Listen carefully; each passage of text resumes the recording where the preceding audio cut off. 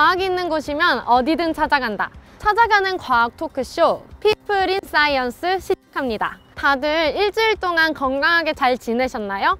지난주에는 저희가 바이러스에 대해서 이야기해봤죠? 이번 주에는 생명, 그 중에서도 치매에 대해서 이야기해볼 거예요.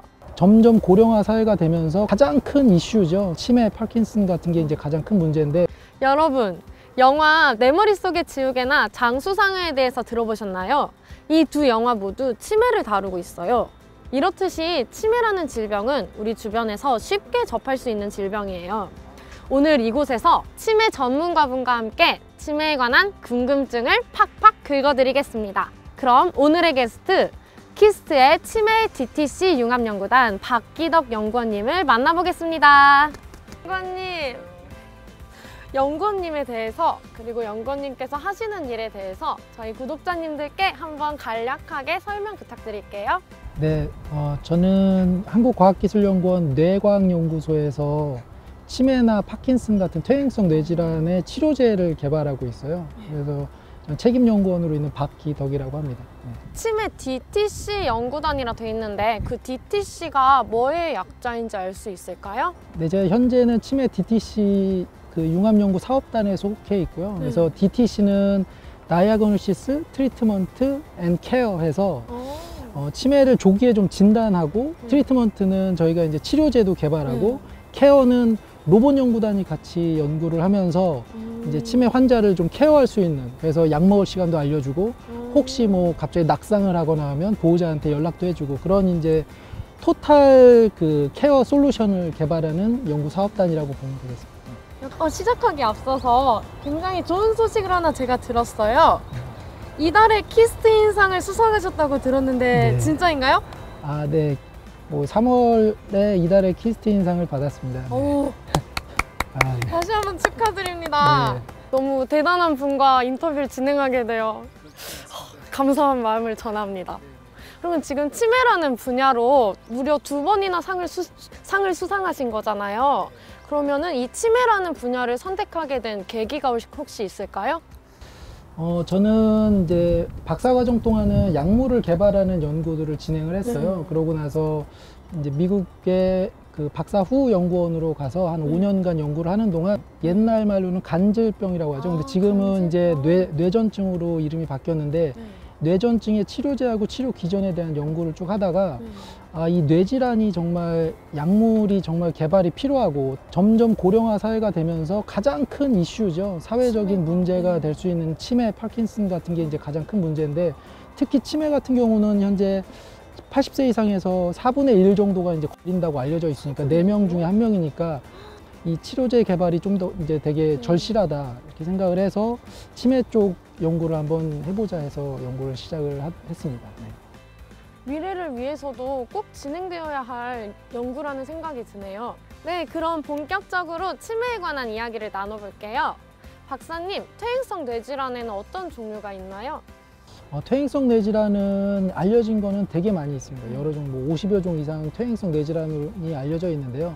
퇴행성 뇌질환이라는 말 자체가 퇴행한다라는 거여서 한번 퇴행되면 다시 회복되지 않는 질환들을 보통 퇴행성 뇌질환이라고 해서, 대표적인 게 알츠하이머, 치매하고 파킨슨병이라고 볼 수 있겠습니다.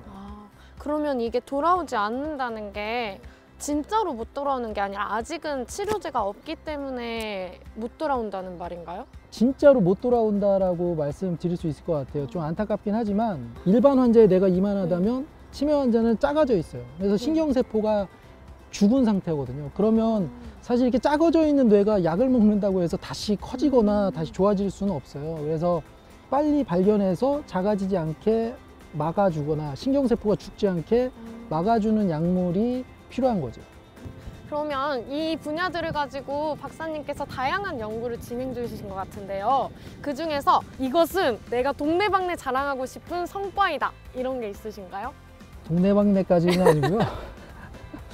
그냥 제가 치매 융합연구단을 하면서 대표적인 성과는, 사실 많은 글로벌 제약회사에서 최근에 임상에서 많이들 실패를 하면서, 그렇다면 좀 더 근원적인 타겟으로 약물을 개발을 해야 되지 않겠냐 해서 저희 연구단에서는 반응성 교세포에 좀 주목을 했습니다. 그래서 2014년도 네이처 메디슨의 저 연구팀에서 이제 퍼블리시를 한 새로운 치료 기전인데요. 치매 환자와 건강한 환자의 뇌를 봤을 때 치매 환자에서 이 비신경세포가 엄청나게 리액티브해져 있는 것을 발견을 했어요. 그리고 그 비신경세포에서 가바라는 물질을 많이 생성을 하는 것을 발견을 했고요. 그렇다면 이 가바의 과생성을 억제하면 기억력이 좀 나빠지는 걸 개선시켜 줄 수 있겠다 해서 이제 KDS 2010이라는 약물을 개발을 했고 현재 이제 그 임상을 위해서 비임상 시험 거의 막바지에 있습니다. KDS를 처음 들었을 때 기덕스, 기덕이의 스트레스, 기덕이의 사람들이 KD 기덕하고 S는 뭐냐 자꾸 물어보시는데 그건 아니고요. 키스트 드럭 시리즈입니다. 박사님 혹시 영츠하이머라는 단어를 들어보셨나요? 처음 듣는데요. 아 진짜요? 네. 영츠하이머는 젊음의 영, 그 다음에 치매의 알츠하이머 이 두 가지를 합친 신조어인데요.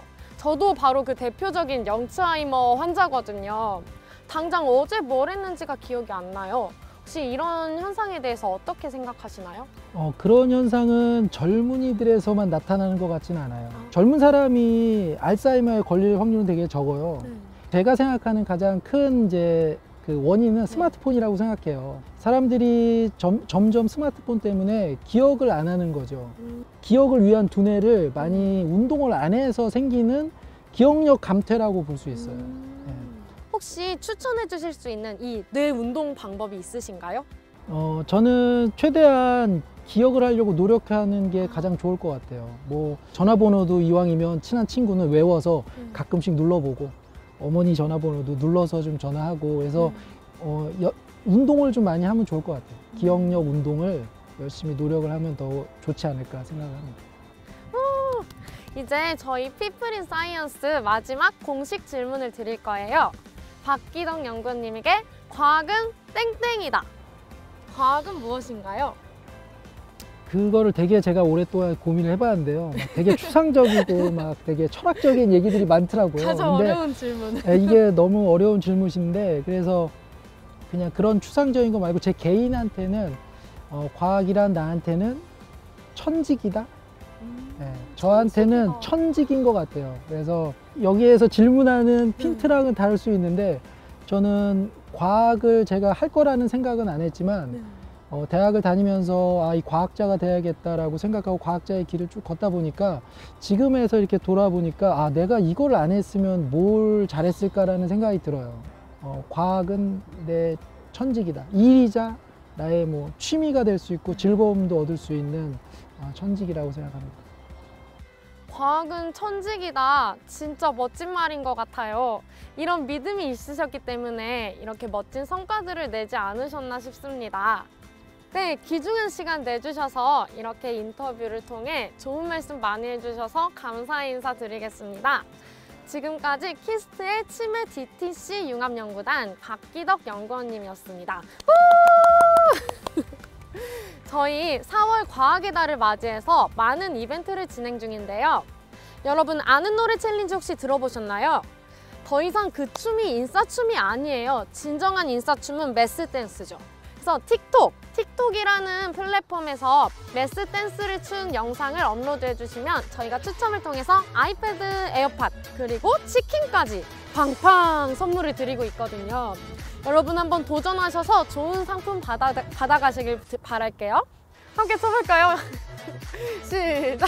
1사분면, 2사분면, 3사분면, 4사분면. 이번 주에는 치매를 주제로 이야기해보았는데요. 다음 주에는 에너지를 주제로 한국에너지기술연구원을 방문해보도록 하겠습니다.